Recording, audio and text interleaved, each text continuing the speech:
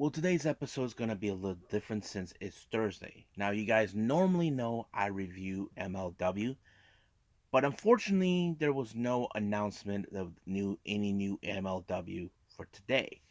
But that's okay.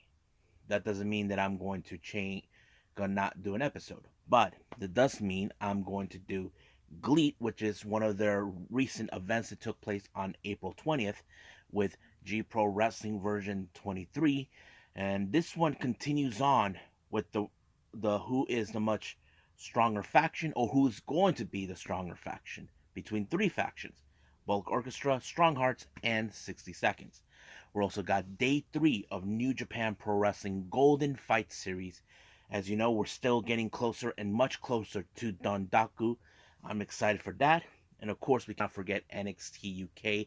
As you know, the NXT tag team titles are on the line between Mustache Mountain against Ashton Carter and Oliver Smith. And of course, we will not forget Impact Wrestling when we have, of course, what the hell is taking place. We're getting closer and closer to Rebellion. We're like closer to that.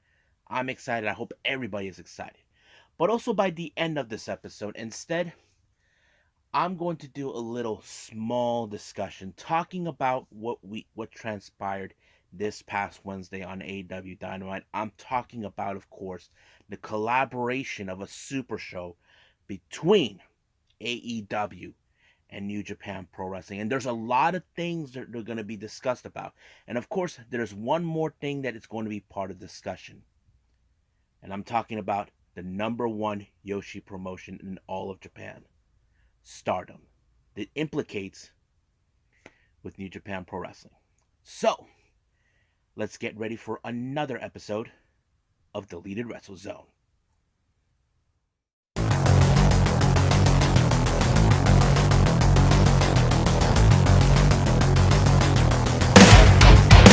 Are you ready? Get up, get up. Get up, get up. Get up, get up. Get up, get up. Get up, get up. Get up, get up.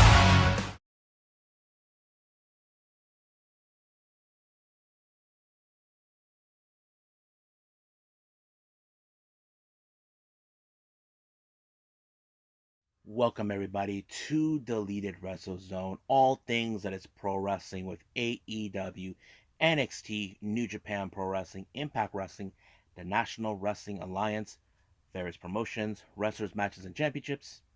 I am your host, Gerard here. So, let's begin with GLEAT, with one of the recent events that took place on the 20th of April. And it took place in Jijuko Face. We have G Pro Wrestling version 23. So, opening match is tag team action. We got Masato Kamino teaming up with Strongheart Shigehiro Iri to take on Yu Izuka and Minoru Tanaka. Now, this was a very good match, very good opener, but of course, you cannot deny the power and the ability of Shigehiro, who's one of the most biggest powerhouses in Stronghearts and anywhere in Japan. So he was the one who picked up this bigger victory on this match, and it was pretty cool. Next up, we got Tita versus Bulk Orchestra's Kazuma Sakamoto. Now, you know Bulk Orchestra has been making headways, so now Kazuma Sakamoto will prove himself that he is part of one of the most dominant factions in GLEAT. And of course, he did that by making a very interesting pinfall in this match. Next up, we got women's tag team action. We got GLEAT's very own Yukari Hosokawa and Michiko Miyagi to take on, of course, Anake, Ryu Mizunami, and veteran Nanae Takahashi. Now, this is the first time I see her wrestle since she left Seedling. If you guys want to refresh, I'll tell you what happened, what was going on. Nanae Takahashi has been dealing with some problems health-wise, but apparently she wants to make one last run before her retirement. So she, instead of running her company Seedling, she decides she's going to go freelance to end her career just like that. And this is the first time I see her wrestle anywhere, outside of Seedling since she went freelance. So this is put to the test. But however, before this match, she actually confronted Michiko Miyagi. As you know, Michiko Miyagi will not be tolerating people who come to her house and ask for a challenge. So basically, it's more like, okay, just like that. But however, it was Takahashi who put Miyagi in a somewhat of a crossface submission, forcing her to tap out. Now, this is a big disappointing loss for Michiko, but I know for a fact she will not let that slide. If sooner or later she will have to confront Takahashi to regain what she lost in that particular match.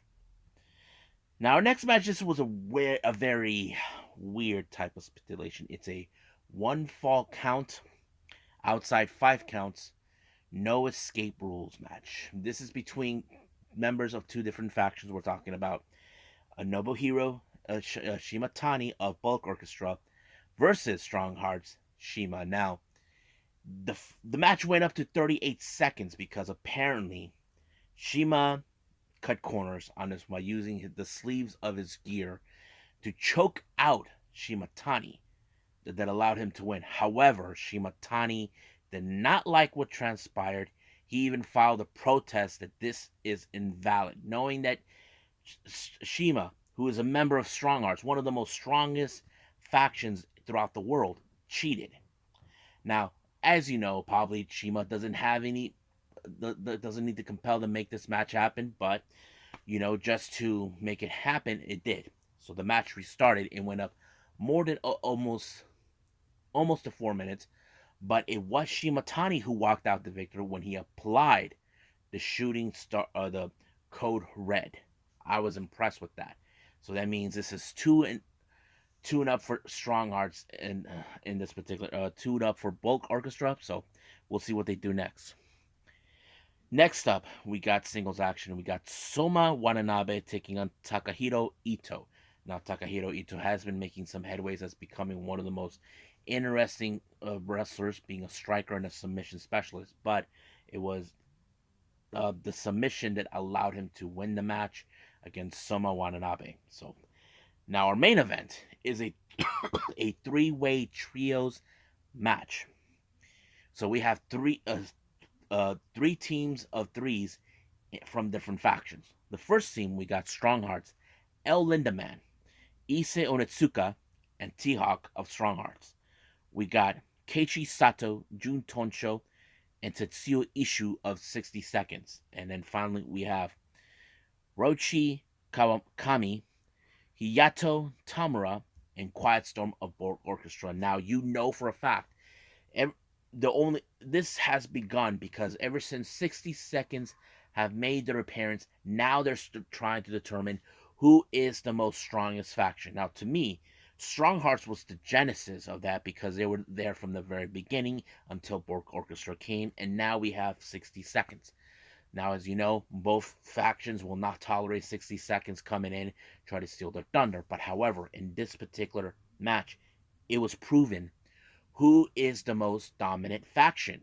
Right now, in this particular place, it was Tamura who picked up the victory, the brain buster, winning the match, showing the Bulk Orchestra is and will always be now the dominant faction. But the real question does remain: what will 60 Seconds and Strong Hearts do now? As you know, there is no doubt that the Bulk Orchestra, one of them, could challenge for the G-Rex championship that El Lindaman of Strong Hearts has in his possession. So there is no doubt that could happen. If Bulk Orchestra, one of the members from Bulk Orchestra, challenge El Lindaman, they could win that title and prove it once and for all they are the dominant faction. But we'll see what happens on version 24 when it comes around. But right now, I believe it's time for New Japan Pro Wrestling.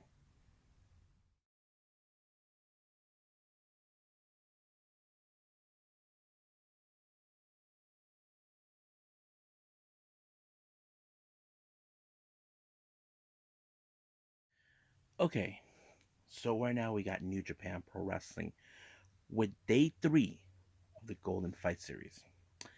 It opened up, of course, with Shingo Takagi setting up a stipulation for the KOPW trophy that currently is being held by Taichi. Now, there was no English commentary coming from this, but I'm going to guess maybe this is something different or traditional. I couldn't make out, just putting it out there for everyone. But once I will re, verify it for everything for everyone on this one.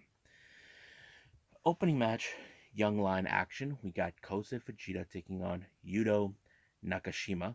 I thought this match was pretty good. Now, Fujita's a bit more senior than Nakashima. It was Fujita who put him in the Boston Crab, but much deep enough for Nakashima to tap out. So basically, that's how it works with them. So we got to pay attention. Who could be the next promising young lions to keep an eye out to? Next up, we got who?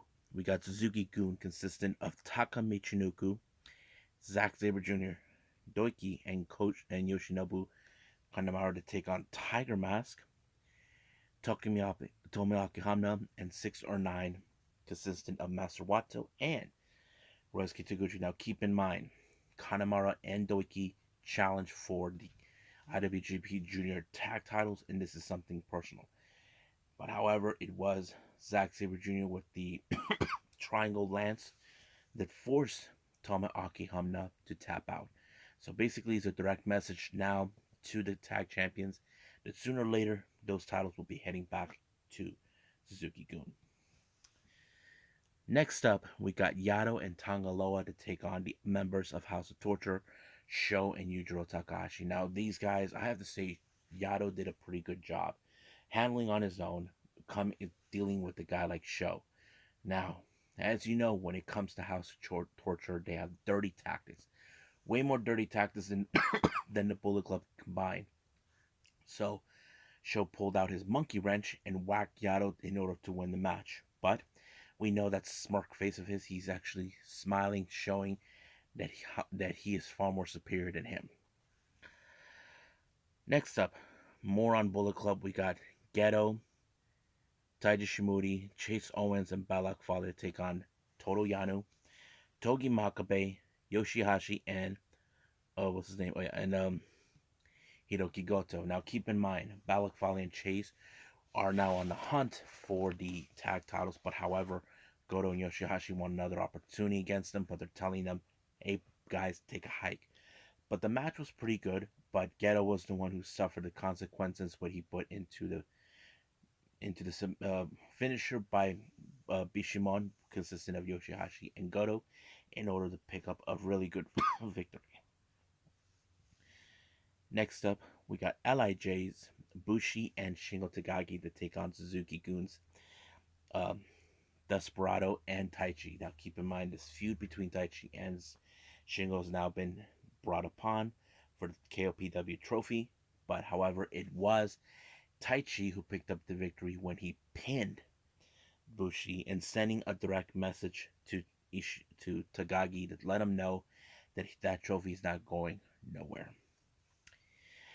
Next up, we got the Ace Tanahashi to team up with Tangaloa, taking on the other members of the House of Torture, Dick Togo and Evil. Now, I have to say, what a great combination between Tanahashi and Tama. I have to say, even though Tama did made Tanahashi, miserable while being a member of Bullet Club, and now Tanahashi feels he is good for something better. So he has now grown so much to be a better person that he used to be. And I know Tanahashi can do the same thing for Tangaloa. But I have to say this was a really good victory on this one. But it was um, Tama Tonga that pulled off the gun stun onto the Dick Togo to send a direct message to Evil saying that he's coming for him. So basically, Tama's journey to get retribution against Bullet Club has only just begun. Now, our main event, we got LIJ's Hiromu Takahashi and Tetsuya Naito to take on Chaos's Yo and Kaguchika Okada. Now, Yo has been disrespected by Hiromu recently, and now this is payback. But I feel like right now, not only because we have Naito versus Okada for the IWGP World Title, I feel now that there's another story build up between both Sho and Hiromu. Now these two guys are familiarized with each other. They battled time and time again. I thought it was pretty cool, but now Yo is reaching his superiority against a guy like Hiromu. He pinned him, and I don't think Hiromu can believe that that happened to him, but it did. So it was a pretty good event. So if there's any more of day 4 or anything else, I'll post it out. But right now, I believe it's time for NXT UK.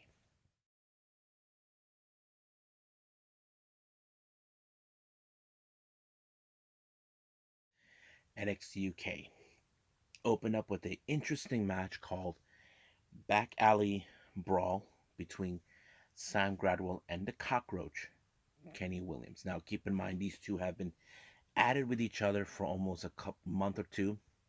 Not to mention, Cockroach actually cut the mohawk from Sam Gradwell. But the only thing that stood out in this match, as you know, Kenny Williams thinks that nothing can stop him, nothing can frighten him. Apparently, recently, someone has been leaving him letters. But many of us, I starting to think, I don't think it was Gradwell. I think this was the work of a mysterious figure that just appeared. This guy in a mask shows up, locks straight up to, to Cockroach out of nowhere, at least 3 times. But the distraction worked. It did allow for Gradwell to put Kenny Williams through a table. But the real question does remain. Sam Gradwell did win. This could be is a good victory for him, but the real question remains. Who is this mysterious figure? What does he have against Kenny Cockroach? Now, I hope I'm wrong, but there's only one logical explanation. I have reason to believe that this person behind the mask has to be Amir Jordan. If you guys who are new to this channel, you ask yourself, who the hell is Amir Jordan? Amir Jordan is Kenny Williams' former tag team partner, someone that he screwed. He had a match with them saying whoever loses leaves NXT UK for good. What if it's Amir? Keep in mind, Kenny Williams thinks he's on top of the world, that he has everything in his grasp. But however, this is one that I don't think he's going to be able to run from. Now, Eddie Dennis, as you know, has been unhappy recently with the arrival of Mark Andrews of Subculture, who decided to help out his longtime friend of Wild Boar. Now, if you remember, Wild Boar and Primate were once friends with Mark Andrews and Flash Morgan Webster until Eddie Dennis turned them against them. And now that Wild Boar has returned to get revenge against Eddie Dennis, Mark Andrews decided that he needs a friend to have his back. And that's exactly what he did. So Eddie Dennis is now not happy with this, but he is asking for a tag match. And this is going to be interesting. Our next match, we have Stevie Turner versus Emilia Mckenzie. Now, this particular match happened about a week or two ago, where Stevie Turner likes to get on people's skin. She criticized her, saying, Mako Satomura doesn't care about you, that sort of thing. But when it comes to Emilia Mckenzie, she will not take that kindly. But she put up a good of a fight. She was trained well. She is one of Mako Satomura's students, and I think it shows Emilia Mckenzie is willing to go to great lengths to greatness. We know one day she can become NXT UK Women's Champion, but right now, her match with Stevie Turner showed her she's no slouch, and she did pick up a good victory. But Stevie Turner needs to go back to the drawing board. Now, once again, Isla Dawn is happy with the match she's going to have with Mako Satomura, and this is the first time ever it's called the World of Darkness match. I don't know exactly what the hell it is, but I'm kind of curious. Now, recently we were told members of the NXT 2.0 brand made their way to England. We have, of course, Ivy Now. That's going to be a good one. We have Lash Legend, Damon Kemp, and Von Wagner. So I have to say this is going to be an interesting match, interesting to see. But however, Von Wagner actually disrespected Sags Nosey, but I hope he knows what he's doing. Now our main event is 2 out of 3 falls, and it's for the NXT UK tag titles. Now this is between um Ashton Smith, Oliver Carter to take on Mustache Mountain, Tyler Bate, and Trent Seven. Now, as you know, recently Trent Seven will do anything in his power, even if he has to cut corners to retain the titles. He has no intentions of losing these titles. But however, I have to say this is one of the most best matches that I've ever seen coming out of NXT UK. It shows Carter and Smith are hungry. They are determined to be tag champions, something that they felt it was overdue. But in the end, Trent Seven once again got away with it by using the ring ropes. Even Tyler Bates saw it. He doesn't know what to make of it. Now, I wouldn't be surprised that sooner or later Mustache Mountain is going to implode. But we'll just wait and see when that day happens. And I think right now we should end it right here and move on with Impact Wrestling.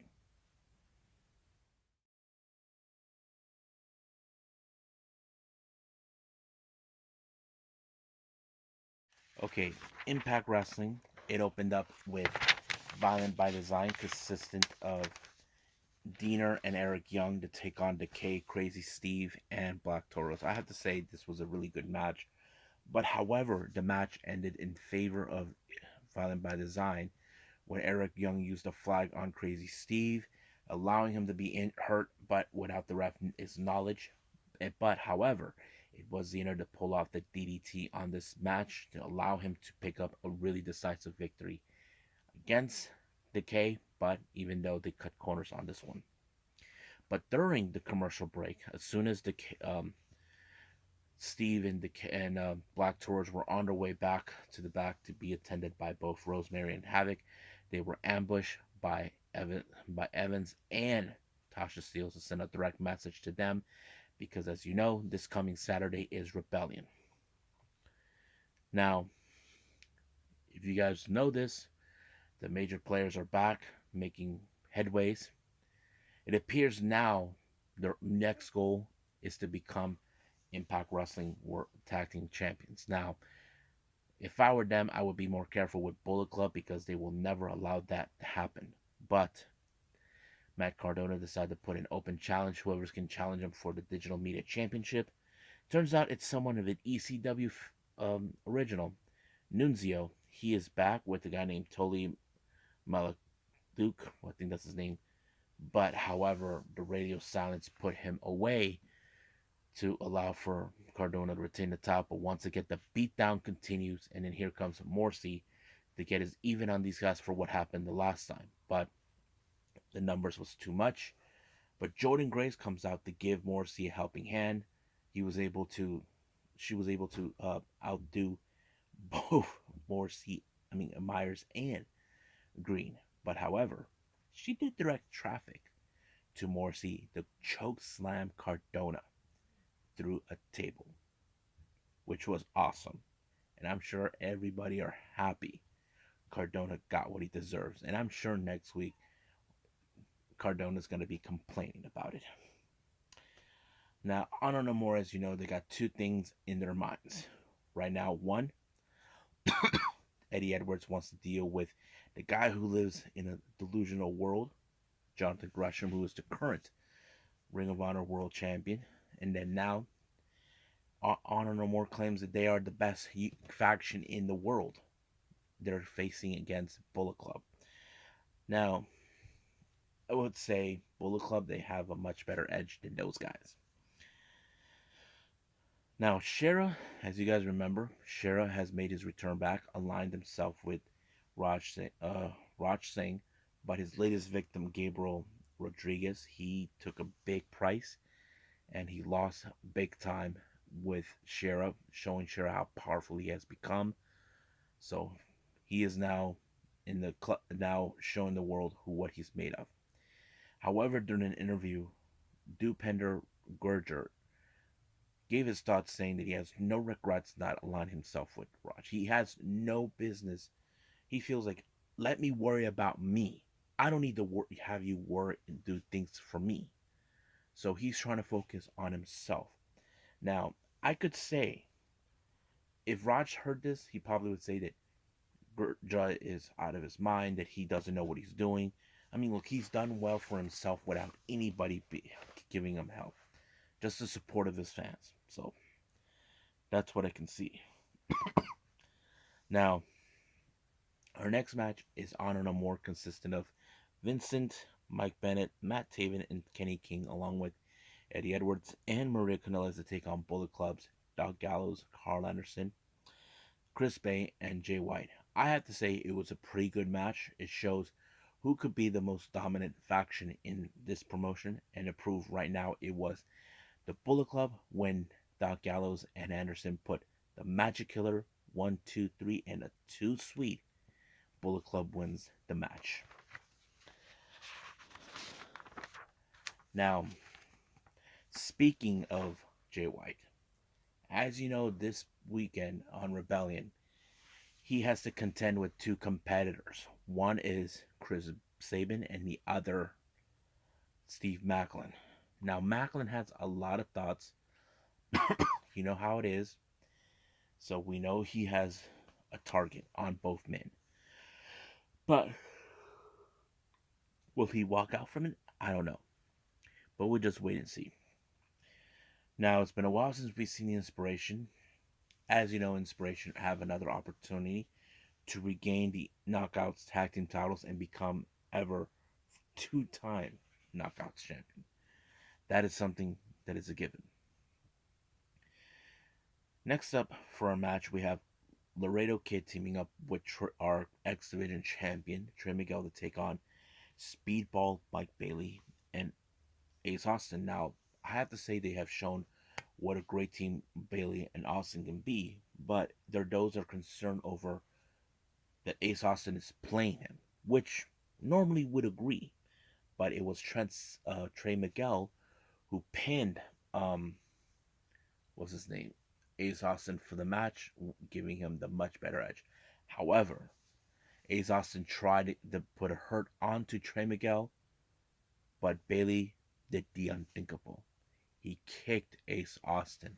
So basically, it now became more like every man for themselves, or did Mike Bailey knew all along the kind of person Ace Austin could be? Well, we'll just find out when that day happens. Now, once again, Honor More, glad they lost against Bullet Club. They thought they were the best faction, but they're not. But Vincent had other plans. He resurrected the monster PCO. So basically, he became the Frankenstein. Don't know what he's going to do next. Now, the last thing we get to is Moose.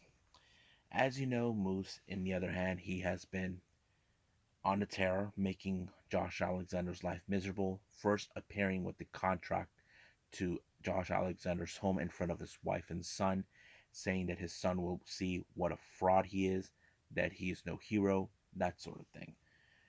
But of course, the apology was in vain. We knew he wasn't going to be sincere. But Josh Alexander had enough. He comes out. He beats up certain members of security. But of course, the one person that always had his back, Scott D'Amore, he actually made the choice. He let him through. He told security to back away, and they brawled, but it was Josh Alexander when he applied the Seymour spike on Moose on top of the table, telling him, I will be the next Impact Wrestling world champion. So that is going to be an interesting match, and that's going to be this weekend. So I think that's pretty much it. So let's move on with discussions here. Get the guns, the drugs. From my generation, I'll take the fall. The state, across the nation, and it's a sin. The cost, the fake, the fraud, the messing with me. Come on, come on, come on, let's get it on. Move to the music, play that fucking music. Move it to the music, yeah. Move to my music, play that fucking music. Live through my music, yeah. Now get the guns, the drums. From my generation, I'll take the fall. The state, across the nation, and it's a sex. The gods, the fakes, the fraud, they're messing with me. Come on, come on, come on, let's get it on. Move to the music, play that fucking music. Move it to the music, yeah. Move to my music, play that fucking music. Live through my music.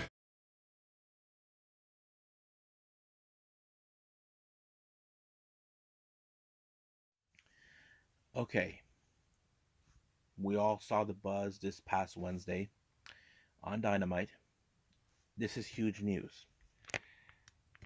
I'm talking about AEW and New Japan Pro Wrestling collaborating for a super show. This is a long time coming. Why is that? Why is it a long time coming? I'll explain to you guys why. If you guys been around prior before AEW was ever created, we know certain people that were part of New Japan. We're talking about the Bucks, Kenny Omega, Cody Rhodes, Hangman, Trent Beretta, and Chuck Taylor. All these guys, oh yeah, and Adam Cole, Red Dragon. These are people that were part of one of the number one promotion in all of Japan. And right from the start, when AEW first started, people were hoping a partnership could develop with AEW and New Japan. But however, that partnership couldn't happen. Why is that? I'll tell you why. If you remember, Kenny Omega's contract expired in January of 2020, no, 2019. There were the speculation he was going to AEW, no doubt about that. But the WWE loyalists who believed in their fantasy or their hearts that Kenny was going to WWE, but fortunately it did not happen. Now Harold Mage appears he has a problem. Now Harold Mage is this Swedish business entrepreneur or whatever he is. He was the president of the company for a couple years until things were not going so well. Now we know that they would have been a good partnership, but Harold Mage was the major problem.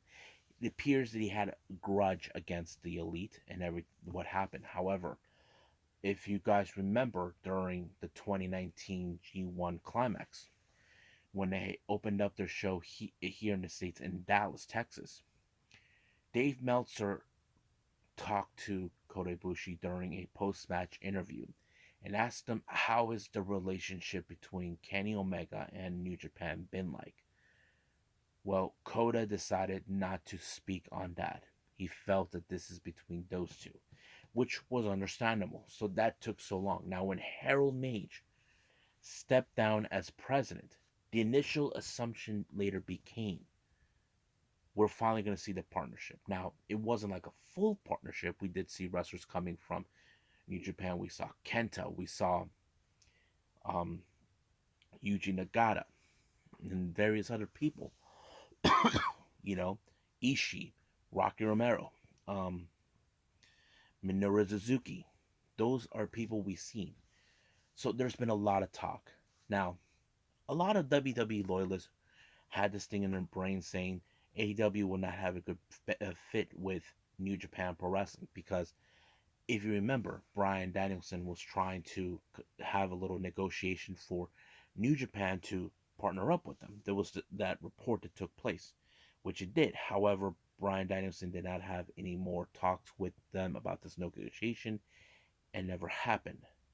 But that kind of tells us a bit that, there was one thing that, of course, Dave Meltzer reported about this. He says, would this be beneficial to New Japan to partner up with WWE? That is a very excellent point. Think about it. If you guys know this, Shinsuke Nakamura was their top guy in New Japan Pro Wrestling. And I think maybe many fans felt that they disrespected the talent that came from the number one promotion in all of Japan. And I think that's what happened. I mean, recently we just saw Kushida, and now he's going back to New Japan. So we could very see a very endless of dream matches that could take place. I mean, we could see, there's someone that says, we could see Kenta finally getting his hands on CM Punk. As you know, both of these guys have the same finisher, go to sleep. We could see Bryan Danielson versus Okada for the title. We could see who else we could see?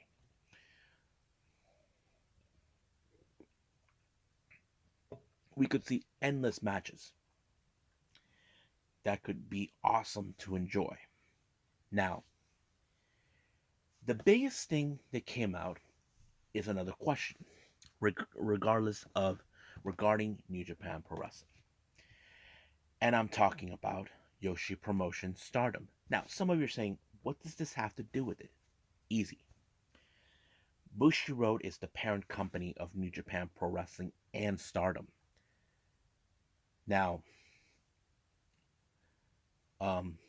what's his name? Obar-san, who is the president of the CEO of New Japan Pro Wrestling, gave an interview saying, never say never.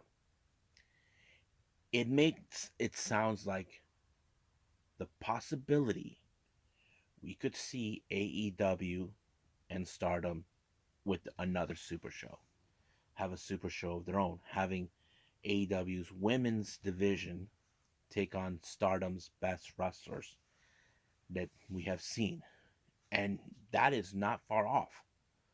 I have to say it would be a good beneficial for both countries.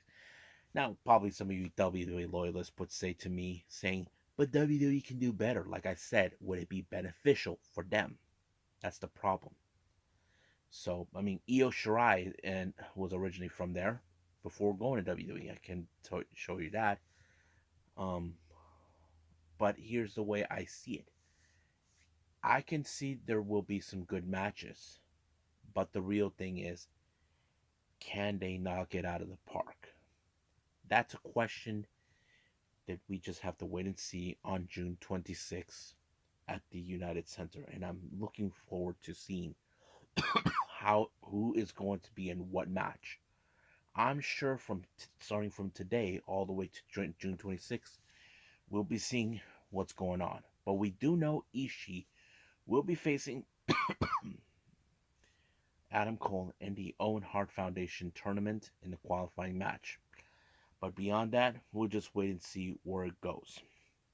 So now the next thing I'm going to do before the end of the show, I'm going to in fact do some news updates. Originally, I wasn't not going to do this, but it was just too I couldn't pass up because of certain things that came around. But I say let's do that right now.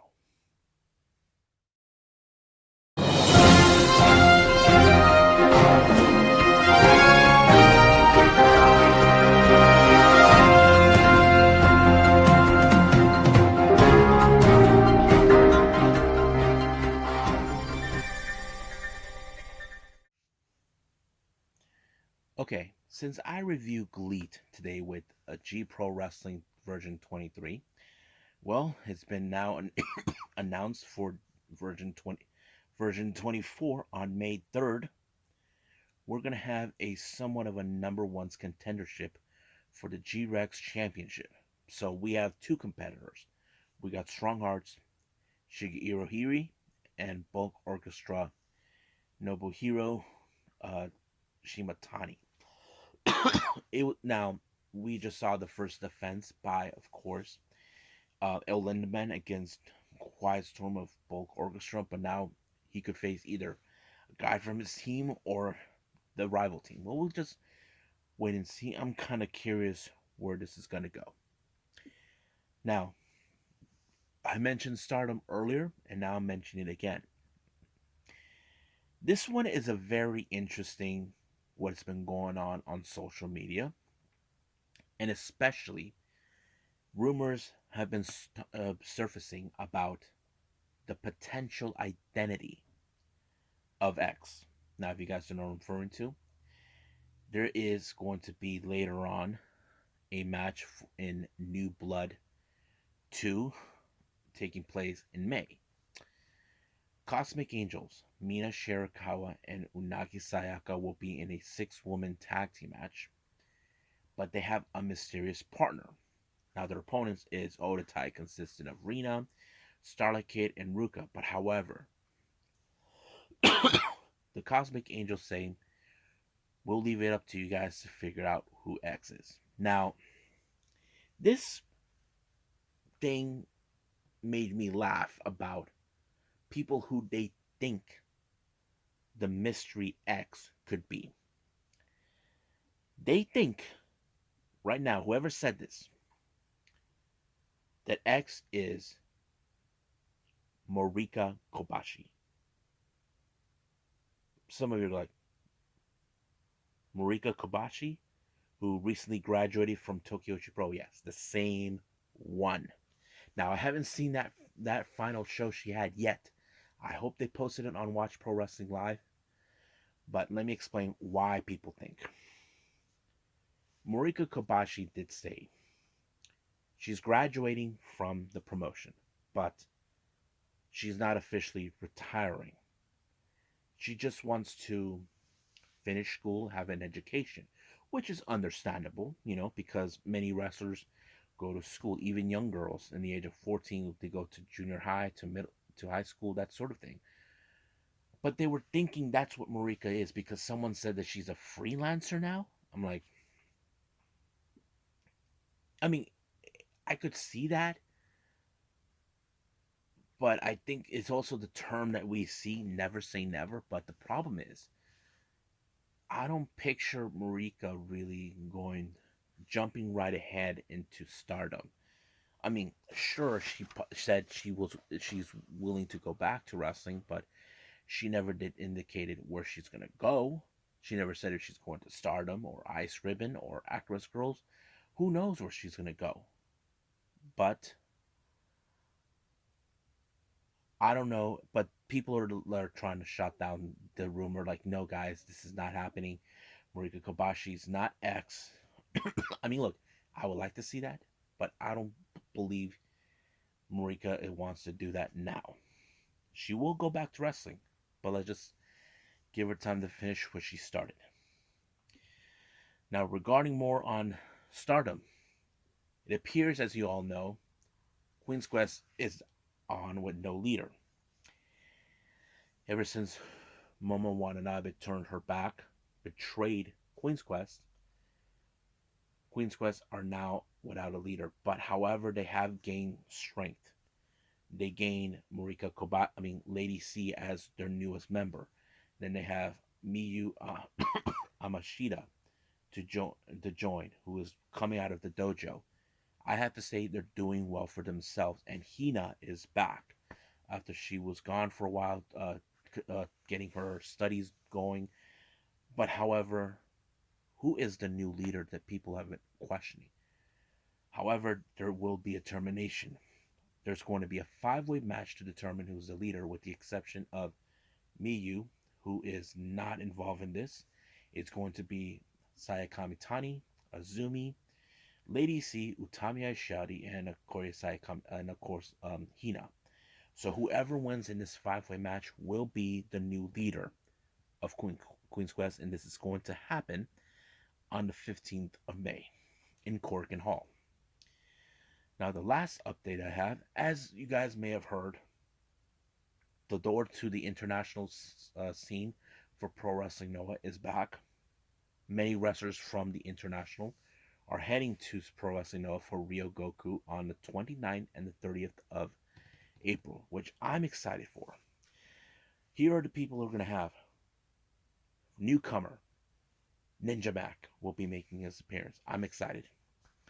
We have Michael Elgin. Now, we haven't seen Michael Elgin since he was involved in that whole thing with the Speaking Out movement. We know he was fired from New Japan Pro Wrestling a couple years ago. Now that he's here, then we got Simon Gotch, um, Extreme Tiger, Chris Ridgway, who will be now representing Stinger, and then of course we got former WWE superstar Rene Dupree. I'm excited for what is going to transpire in this particular event. Seeing these international wrestlers making their way back to New Japan, and for Ninja Mac, being this is going to be his first time being there. I'm excited for all of that. But I think right now we should just end it here and call it a day.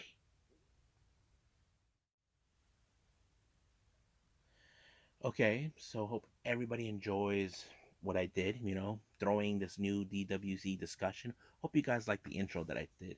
You may recognize the song Across the Nation by Union Underground. That was the official Raw theme from years ago during the Attitude Era. Always has a special place in my heart to listen to it. Coming up, we will do AEW Rampage and NXT Level Up. I haven't decided yet what other shows I want to do. There's some I haven't seen. I really want to do those, but I'll keep apprised to that. I'll make that decision once I start doing it. But I think right now, um, I'll call it a day. But before I remind you guys, if I only do lesser reviews through starting from Friday all the way to Sunday, that means I'm either busy with, you see, I'm helping out my uncle do the San Diego Comic Fest. But we'll see what happens then. I'm really want to be excited for that, but I will try to do my best to make some awesome reviews for all of you guys to enjoy. So that's pretty much it what I got.